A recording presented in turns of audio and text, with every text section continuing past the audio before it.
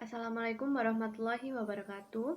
Perkenalkan, nama saya Akila Zuhur, NPM saya 200404030012 dari Prodi Pendidikan Ekonomi. Video ini bertujuan untuk memenuhi tugas mata kuliah Pendidikan Kewarganegaraan, yaitu mereview beberapa materi yang sudah diberikan oleh Bapak Ludovicus. Materi yang saya review ada dua, yaitu yang pertama wawasan Nusantara dan yang kedua ketahanan nasional.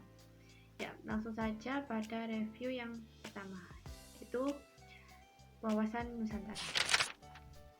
Wawasan Nusantara bermula dari wawasan kewilayahan dengan dicetuskannya Deklarasi Juanda tanggal 13 Desember 1957. Keluarnya deklarasi tersebut membuat wilayah Indonesia sebagai satu kesatuan wilayah.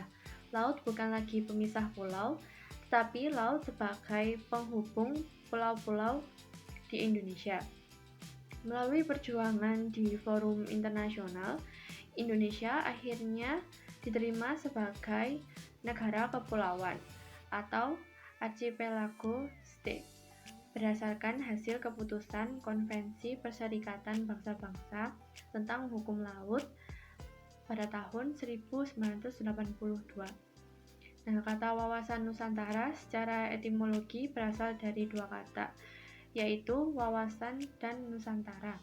Kata wawasan berasal dari kata wawas yang dalam bahasa Jawa artinya pandangan. Sementara kata Nusantara merupakan gabungan kata Nusa yang artinya pulau dan antara. Kata Nusa dalam bahasa Sanskerta berarti pulau atau kepulauan, sedangkan kata antara memiliki padanan dalam bahasa Latin, in dan terra yang berarti antara atau dalam suatu kelompok.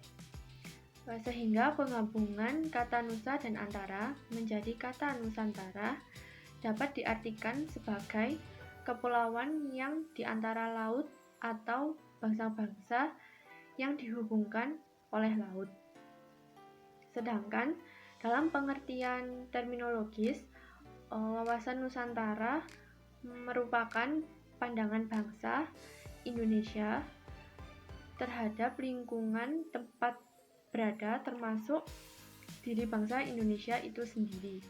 Selain itu, juga dapat diartikan sama dengan ciri yang dimiliki suatu daerah yang dapat digunakan sebagai pandangan atau sebutan orang terhadap wilayah tersebut, seperti daerah Pacitan yang banyak gua-guanya, sehingga dikenal sebagai kota seribu goa.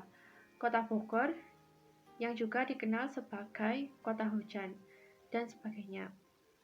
Sedangkan negara Indonesia menurut pasal 25A Undang-Undang tahun 1945 yang dijelaskan dari aspek kewilayahannya, Indonesia merupakan sebuah negara kepulauan yang berciri Nusantara.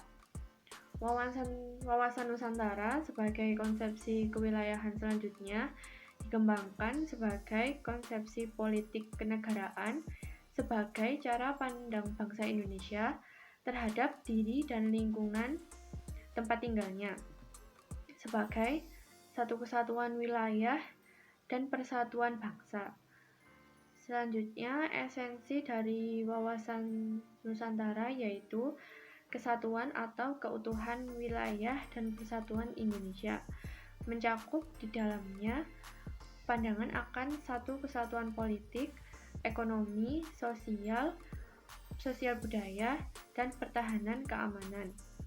Selain itu, wawasan Nusantara juga merupakan perwujudan dari Sila 3 Pancasila, yakni Persatuan Indonesia. Materi selanjutnya yaitu ketahanan nasional. Secara etimologi, ketahanan berasal dari kata tahan yang berarti tabah, kuat, dapat menguasai diri, gigih, dan tidak mengenal menyerah. Ketahanan memiliki makna mampu, tahan, dan kuat menghadapi segala bentuk tantangan dan ancaman yang ada guna menjamin kelangsungan hidupnya. Sedangkan kata nasional berasal dari kata nation yang berarti bangsa. Bangsa dalam pengertian politik adalah persekutuan hidup dari orang-orang yang telah bernegara. Sehingga ketahanan nasional secara etimologi dapat diartikan sebagai mampu, kuat, dan tangguh dari sebuah bangsa itu sendiri. Selain itu, menurut salah seorang ahli ketahanan nasional Indonesia, GPHS Suryo Mataraman, definisi ketahanan nasional mungkin berbeda-beda karena penyusun definisi melihatnya dari sudut yang berbeda pula. Menurutnya, ketahanan nasional memiliki lebih dari satu wajah. Dengan kata lain, ketahanan nasional berwajah ganda, yakni ketahanan nasional sebagai konsepsi, ketahanan nasional sebagai kondisi, dan ketahanan nasional sebagai strategi. Ketahanan nasional juga merupakan suatu konsepsi khas bangsa Indonesia yang digunakan untuk dapat menanggulangi segala bentuk dan macam ancaman yang ada.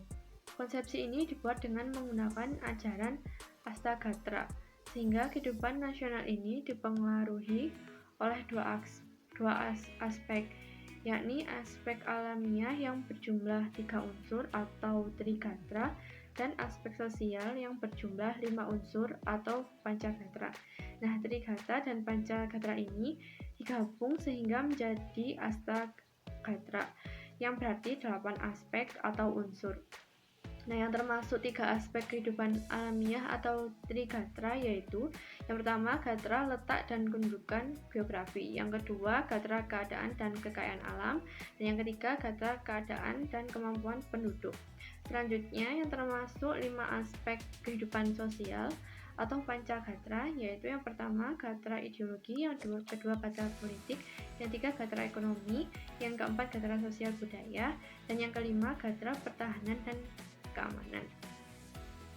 Nah, untuk perwujudan ketahanan nasional itu sendiri pada dasarnya merupakan usaha dari warga negara dengan kegiatan pembelaan negara, seperti sikap dan tindakan teratur, menyeluruh, terpadu yang dilandasi oleh kecintaan pada tanah air dan kesadaran hidup berbangsa dan bernegara. Ya, itu tadi review dari saya. Terima kasih atas perhatiannya dan mohon maaf jika ada salah kata atau penjelasan yang kurang pas. Saya akhiri. Wassalamualaikum warahmatullahi wabarakatuh.